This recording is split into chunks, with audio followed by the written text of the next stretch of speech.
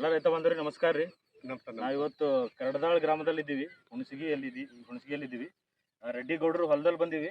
ಸುಮಾರು ಒಂದು ತಿಂಗಳ ಹಿಂದ್ಗಡೆ ಇವ್ರ ಹೊಲದಲ್ಲಿ ನಾವು ಎಕ್ಸೋಟಿಕಾ ಡೆಮೋ ಕೊಟ್ಟಿದ್ವಿ. ಅವರ ಕವಳಿ ಬೆಳೆಗೆ ಎಕ್ಸೋಟಿಕಾ ಡೆಮೋ ಕೊಟ್ಟಿದ್ವಿ.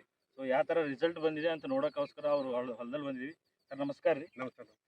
ನಿಮ್ಗೆ ಇನ್ನು ಆ ಡೆಮೋ ಎಕ್ಸೋಟಿಕಾ ಕೊಟ್ಟ ಮೇಲೆ ನಿಮ್ಗೆ ಏನು ಅನ್ಸದ? ನಮ್ಗೆ ರೈತ ಬಂದ್ರಿ ಒಳ್ಳೆ ಒಳ್ಳೆ ಒಳ್ಳೆ ಒಳ್ಳೆ ಚಂದ ಏನು ಮರಿ ಪರಿ ಏನು ಸಿಕ್ಕಿಲ್ಲ.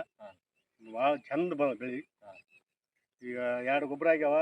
ಭಾಳ ನಮ್ಗೆ ಒಳ್ಳೆ ಚಂದ ಕಾಣ್ತದೆ.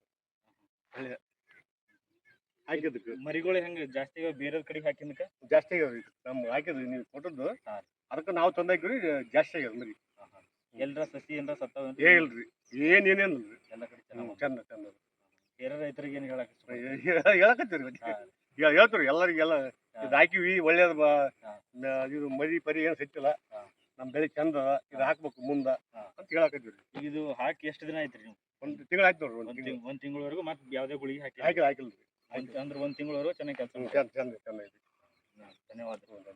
ಸೊ ರೆಡ್ಡಿ ಗೌಡ್ರು ಏನು ಹೇಳೋದು ಅಂತಂದ್ರೆ ರೀ, ಎಕ್ಸೋಟಿಕಾ ಅವ್ರು 2ನೇ ಗೊಬ್ಬರದಾಗ 6 kg ಪ್ರತಿ ಎಕರೆಗೆ ಯೂಸ್ ಮಾಡಿದ್ದಾರೆ. ಸೊ ಅದು ಯೂಸ್ ಮಾಡಿದ ನಂತರ ಅವ್ರಿಗೆ ಏನಂತಂದ್ರೆ ಯಾವುದೇ ಕೂಡ ಕಾಂಡ ಕೊರೆಯುವ ಹುಳ ಅಥವಾ ಬೇರು ಹುಳಗಳಿಂದ ಯಾವುದೇ ಸಸಿ ಕೂಡ ಸತ್ತಿಲ್ಲ, ಒಂದು ಸಸಿ ಕೂಡ ಸತ್ತಿಲ್ಲ. ಮತ್ತೆಲ್ಲ ಬೆಳೆ ಕೂಡ ಭಾಳ ಹೆಲ್ದಿಯಾಗಿ ಬಂದೈತ್ರಿ. ಬೇರು ಮರಿಗಳ ಸಂಖ್ಯೆ ಕೂಡ ಭಾಳ ಚೆನ್ನಾಗಿ ಹೆಲ್ದಿಯಾಗಿ ಬಂದಿದೆ. ಸೊ ಎಲ್ಲ ರೈತ ಬಾಂಧವರು ಎಕ್ಸೋಟಿಕಾ ಪ್ರಾಡಕ್ಟ್ ಯೂಸ್ ಮಾಡಿ ತಮ್ಮ ಭತ್ತದ ಇಳುವರಿಯನ್ನು ಜಾಸ್ತಿ ಮಾಡ್ಕೋಬೇಕಂತ ಎಲ್ರಿಗೂ ನಮಸ್ಕಾರ.